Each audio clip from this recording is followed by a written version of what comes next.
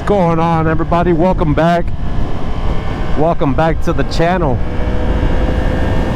So before I talk about the truth of DJI, I wanted to dive a little bit deeper in regards to this channel.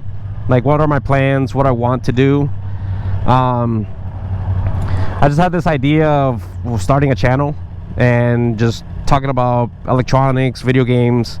That's really what I'm into a lot of computer components, games, gizmos, gadgets. I'm a tech head. I love technology, and I wanted to be able to talk about these types of things, and of course might as well just do it while riding bike. And I just started riding motorcycle too, which is funny. I've never been on a motorcycle prior to this year, so I definitely do like the new experience. I am getting used to it because it's definitely different once you get on the road. I did the course to get the endorsement to ride motorcycle, and it does teach you, like, of course, everything that you need to know in regards to how to ride it and all the good stuff. But once you're out on the street, I mean, it's so much more than that. Like, I mean, there's so much more to learn about the street. I mean, there's so many rules to learn, and of course you got to watch out for people, and sometimes some people won't see you, so drive like you're invisible. But yeah, I mean, I have some plans in regards to this channel. I have to learn how to edit videos. I really don't know too much about that, hence why I'm putting videos in one recording. Besides that, yeah, I mean, to talk about DJI now. So the truth about DJI is I want one. I've been thinking about getting a DJI camera for a little while now. I want to say I started with the DJI Action 4, and I like how they keep updating sensors and adding technologies in which it's helpful for people to record with, especially nowadays with motorcycles. And of course there's other sports to do out there. There's mountain biking and boating and all that good stuff. So I mean, there's so many different types of activities that could take advantage of a camera that pretty much comes ready in the box, that all you need to do is take it out, maybe update it, turn it on, and let's go. The simplicity of just doing that is so much better. I mean, especially for somebody that doesn't know how to do video editing, how to color correct and things like that. I have no idea how to do that. I'm pretty sure if I were to try, I mean, the videos would probably look a little crappy. But I mean, there's nothing wrong with wanting to try, though, for sure. But I mean, having a good camera that's updated, it's very important. I currently have a GoPro Hero 10. I love this camera. The quality, I find it to be really good.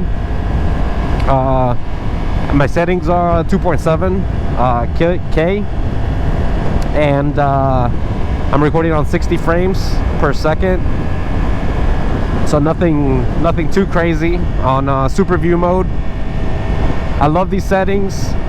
The only issue I'm starting to find is once it gets darker, of course that's where editing comes in. But once it gets darker, it gets a little more difficult. It gets a little more difficult to see the video, unless I, pop it in and maybe mess with saturation, contrast. I'm not too sure what to check out, but that part, that's where I'm pretty much stuck. And I've been looking towards the Action 4, and I'm like, I'll just stick around with the GoPro for a couple more years.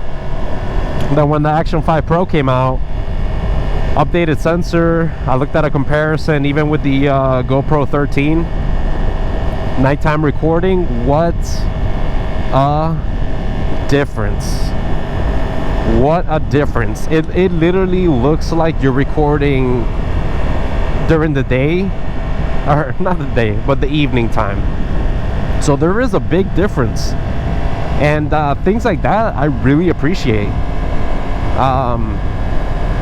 That's really like what pops the most to me. I mean, bigger, wider field of view as well. Very important. I just learned.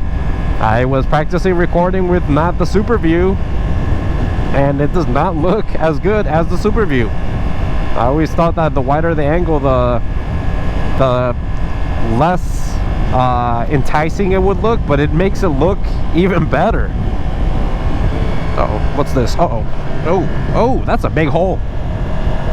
That's a big dip right there. If it would have been a hole, I would have fell. But that was a big dip. Yeah, so things like that, I mean, it's such a plus.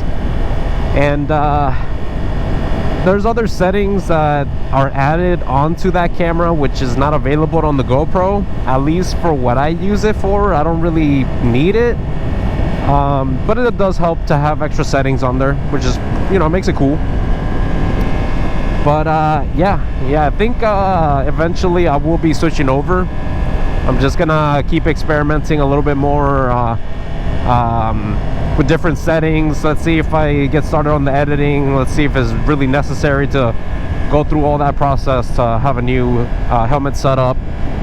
But as for if and when, the day will be coming. So I might wait till next year. I might wait till the Hero 14 and the Action Hero or Action Action 6 Pro comes out, to see if GoPro decides to update their sensor, because it is a little outdated, especially in today's standards and with the other competitors out there. But let's see what happens. Besides that, it seems like the peripherals are about the same.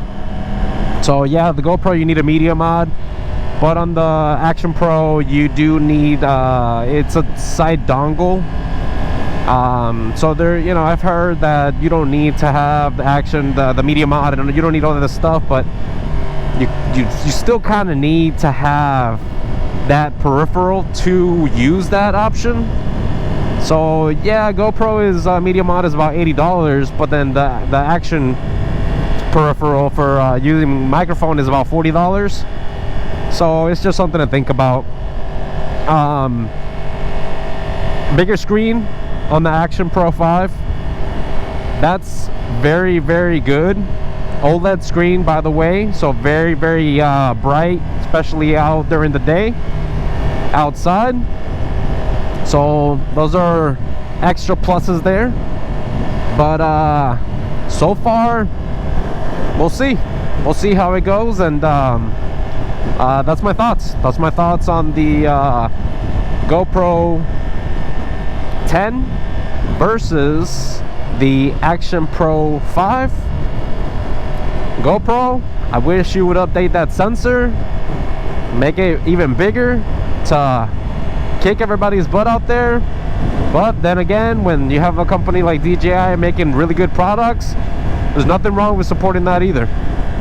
So hope you guys have a great day, and I'll check you guys out next time.